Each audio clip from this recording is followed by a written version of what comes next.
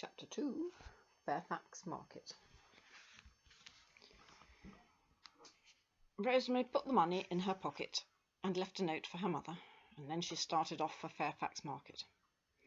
This was held in the old part of the town in the cobbled market square. Because she imagined that 2 5.3 farthings was not very much money with which to buy a broom, she decided not to waste any of it on a bus. She started resolutely off, only stopping occasionally to look in at a shop window. The pavements seemed to toast the soles of her feet through the rubber soles of her sandals. To make matters worse, one of the buckles came off. By the time she reached the market, a slight drizzle was falling, and the clock on the market hall roof was striking 4. Instead of the cheerful racket of people shouting their wares, of laughter and bustle, the stall-holders were already packing up. Rosemary went up to a stout woman who was stacking crockery which had been displayed on the cobbles. "Please," she said anxiously, "will you tell me where I can buy a broom?" "You can't," snapped the fat woman without looking up. "Not now, you can't." And then she straightened herself up with a grunt and looked at Rosemary's disappointed face. "Never ask a favour of a fat woman when she's bending," she said more kindly. "Leastways, not if you want a civil answer. Don't they teach you that at school?" Rosie shook her head, and the fat woman went on. "The market's been closing at 4 on Mondays these last 300 years. Leastways, so my old father told me. Never mind, cheer up, lovey. Have a fancy milk jug for your ma instead." Rosemary shook her head again, and went sadly on between the rows of dismantled stalls and piles of goods hidden under the tarpaulins, already glistening with rain. The money in her hand was hot and sticky, but there was nothing to buy with it, let alone a broom, so she put it back in her pocket. She inquired again of a young man who was loading bales of brightly coloured material into an ancient car. "Please, do you know where I can buy a broom?" But all he said was, "'Op it, see?" So Rosemary opted. She wandered on among the drifting straw and bits of paper till she came to the end of the market, where the pavement began again. Here she found a little shop that sold newspapers and sweets and odds and ends, so she stopped to look in the window. She wondered whether to buy a toffee apple or a licorice bootlace to sustain her on the way home. The toffee apple would last longer, but on the other hand she could eat a bit of the bootlace and use the rest as a skipping rope and still eat it later. She'd just decided on the apple, because you can't skip comfortably with the buckle off your sandal, when she felt something damp and furry rubbing against her bare legs. She looked down and saw a huge black cat. Now, Rosemary liked cats. If only Mrs. Walker had allowed it, she would certainly have had one of her own, so she bent down to stroke him. But the cat ran off and then sat down a few yards away and looked at her. Rosemary followed and tried to stroke him again, but the creature darted off for a few feet as before and sat down to wash its paws. Rosemary laughed. "I believe you want me to follow you. All right, I will. I'm coming."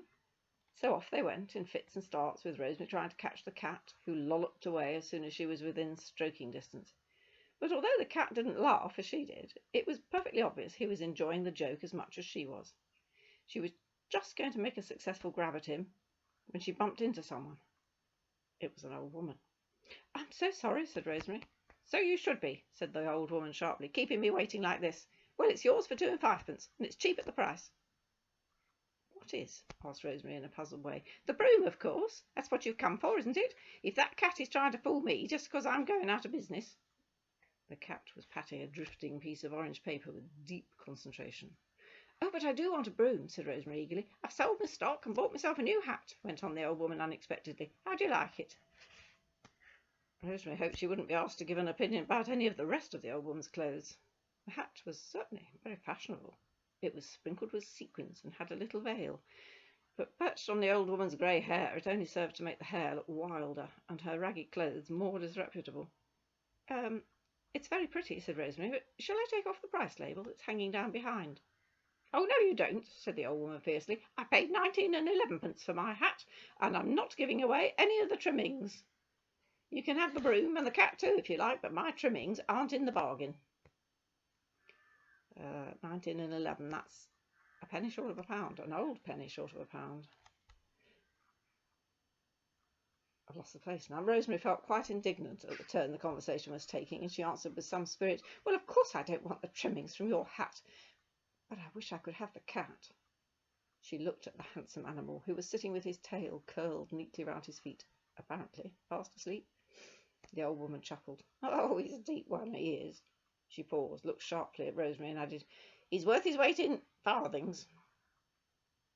"But if the broom costs 2 and 5pence, I've only got 3 farthings left, and he must be worth much more than that." Surely Mrs. Walker could be talked round. Anyway, she knew that her mother wouldn't mind.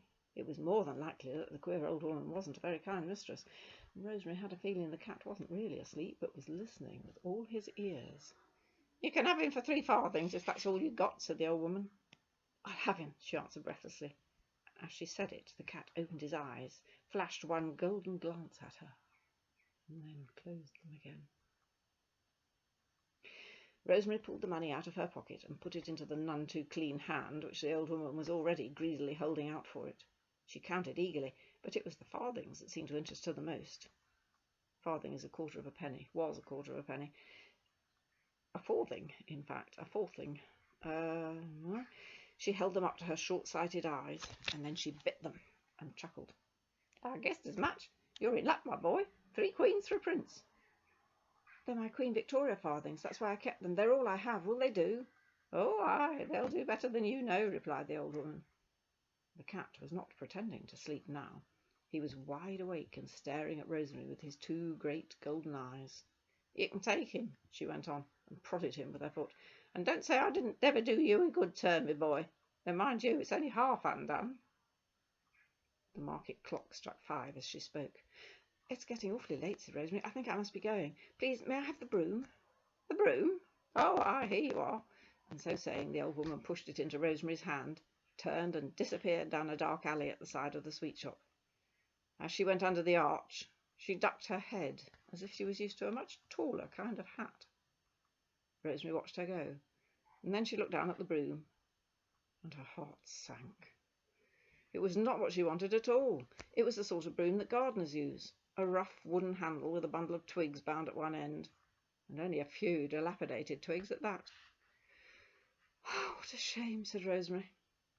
As the full extent of her bad luck dawned on her, she couldn't stop the hot tears from trickling down her face. The broom was useless, at least for her purpose. She had no money left to buy another, and to crown it all, she'd had to walk all the way home without a buckle on her shoe, with not even the consolation of a toffee apple. However, she was a brave girl, and in the absence of a handkerchief, she wiped her eyes with the back of her hand and decided to make the best of it. But just at that moment, quite clearly and distinctly, the cat said, "It's a better bargain than it looks, you know." "Who said that?" Rosemary couldn't believe her ears. "Me, of course," said the cat. "Oh, yes, of course I can talk. All animals can, but you can only hear me because you're holding the witch's broom." Rosemary dropped it hurriedly, and then realizing she couldn't hear the cat talk without it, she picked it up again. "And I should treat it with respect," went on the animal dryly. "There's not much life in the poor thing, or she wouldn't have sold it so cheap. Trust her for that. Pity you didn't hear some of the things I said to her just now," he went on with satisfaction. "Not names, that's vulgar, but I tickled her up nicely," and his tail twitched at the memory. Rosemary remembered how the queer old woman had known, without being told, exactly how much money she had. "But is she really a witch?" she whispered in an awed tone. "Hush," said the cat, looking hurriedly over his shoulder. "Best not to use that word. She was, right up to the moment when you bought me and the broom. Now she's retired. Says she's going to turn respectable," he added scornfully. "A fish might as well say it's decided not to swim. You haven't such a thing as a saucer of milk about you?" Rosemary shook her head. "Pity. You know what? Have their uses. She could always produce a saucer of milk, no matter where we were, in the middle of Salisbury Plain, or playing catch-as-catch-can with the Northern Lights." "Well, that was kind of her anyway," said Rosemary. "Not so very," said the cat, "if she was in a bad temper, which she generally was. Like as not, it will be sour." "Well, as soon as we get home, you shall have as much milk as you can drink, but I'm afraid we shall have to walk. I haven't any money for a bus fare. Besides, I don't know whether they let cats go on buses." "Then go by broom," said the cat. "By broom?" said Rosemary, feeling rather puzzled. "I wish you wouldn't keep repeating everything," snapped the cat. "Mind you, it won't fly very high.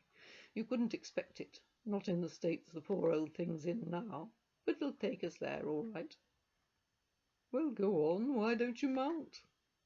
Mount? Said Rosemary. There you go again. It's quite simple. You just stand astride it and say where you want to go. Best do it in rhyme. It's more polite, and the poor thing is sensitive. Oh, it's so old.